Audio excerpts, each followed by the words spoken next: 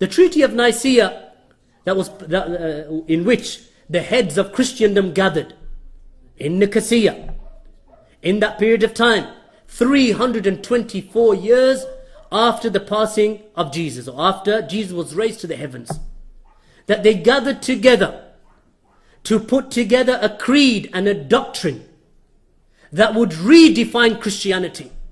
That was the moment at time. Before that time, Jesus was not regarded to be the Son of God. Before that time, Jesus was not taken as an object of worship except by some cults and some people who had taken on a doctrine that was completely alien to the teachings of Jesus.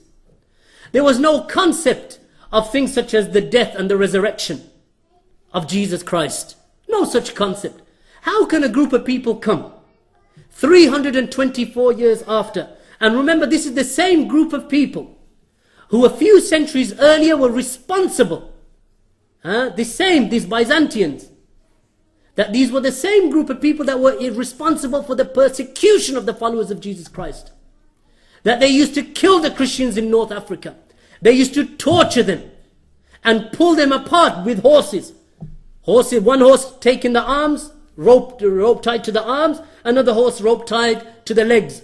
And those horses would go in opposite directions as a lesson to the rest of the Christians, that if you make apparent your love of Jesus Christ, then this is what's going to happen to you. They were fed to lions in the arenas of Rome.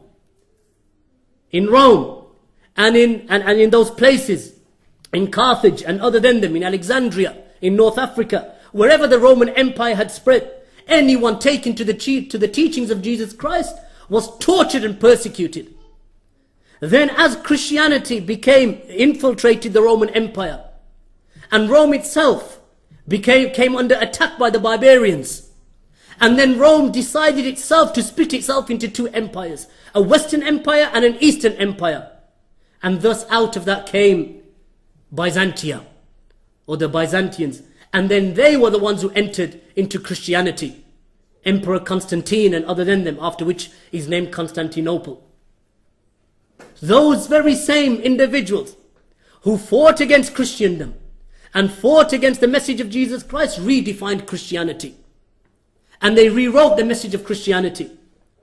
And they wrote the creed that is modern day, that represents modern day Christianity. So how can that now be classified or seen as something that is the pristine message of Jesus Christ? It's not. There are no two Christian theologians who will disagree upon the fact that the 25th of December is not the birthday of Jesus. No one amongst the theologians, I'm not talking about the ignorant Christian who will believe till death that Jesus was born on the 25th. No. I'm talking about theologians and professors of Christianity, who they themselves are representatives of Christianity. They do not deny the fact that the 25th of December is not the birth date of Jesus.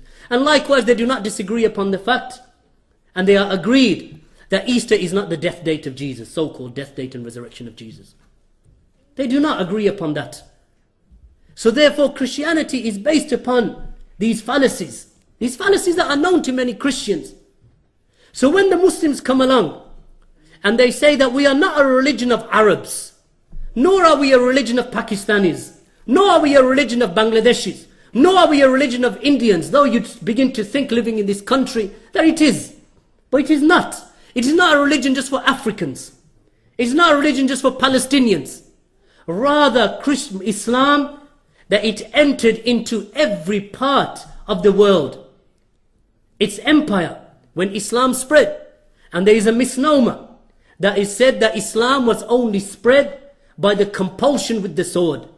That the swords were put at the necks of people, and they were forced to enter into Islam and to convert to Islam. This is a misnomer.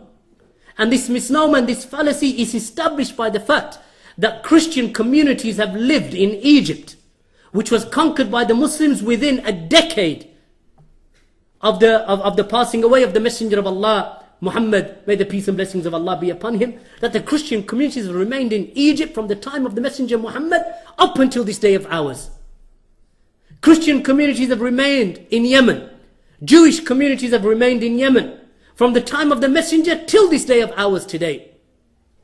So Islam did not convert people by the sword. and tell them, if you do not become a Muslim, that your head will come off your shoulders. This was not the way that Islam was spread. This is a fallacy. Christianity, on the other hand, was spread predominantly or by and large by that method.